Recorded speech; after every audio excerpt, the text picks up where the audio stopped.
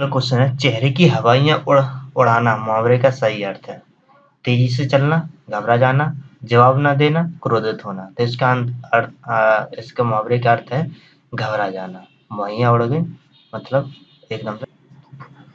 सदैव में प्रयुक्त संधि कौन सी है? सदैव में प्रयुक्त संधि, यह संधि, दीर्घ संधि, वृद्धि संधि या आदि संधि? इसमें वृद्धि संधि है। अगला क्वेश्चन है, यह काम मैं आप कर लूंगा। यह काम मैं आप कर लूंगा, मैं अपने आप कर लूंगा।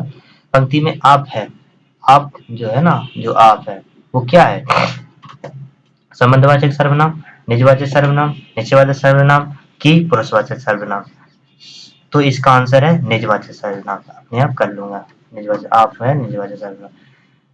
छंद के अंगों के आधार पर गण किसे कहते हैं? छंद के अंगों के आधार पर गण किसे कहते हैं?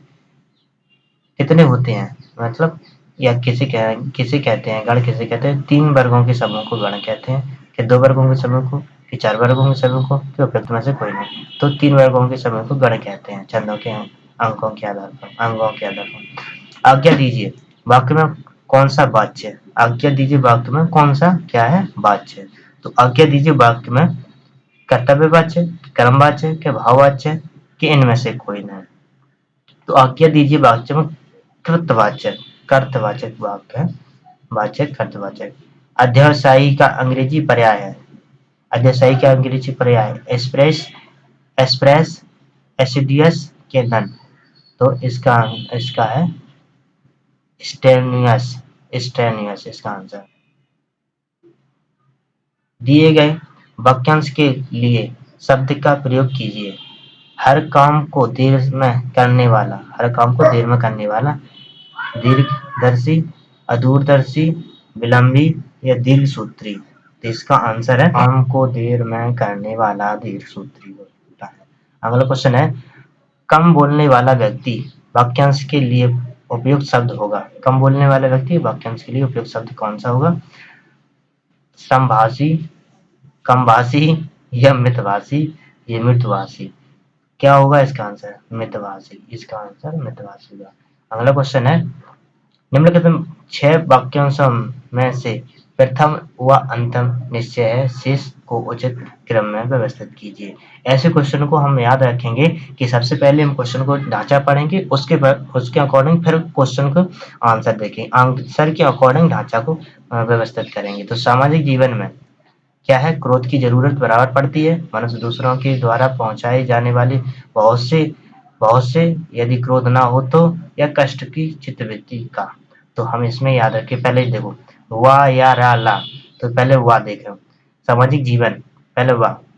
कष्टों की चित्तवृत्ति का, फिर क्रोध की जरूरत, सेंटेंस नहीं बना। फिर दूसरा देखो, फिर हमने देखा दूसरा रा ला, या रा मन सामाजिक जीवन में मनुष्य दूसरों के द्वारा पहुंचाए जाने वाले बहुत से, ये तो सही है। अब आगे देखें, या क्रोध की जरूरत बराबर पड़ती है, गलत हो गया।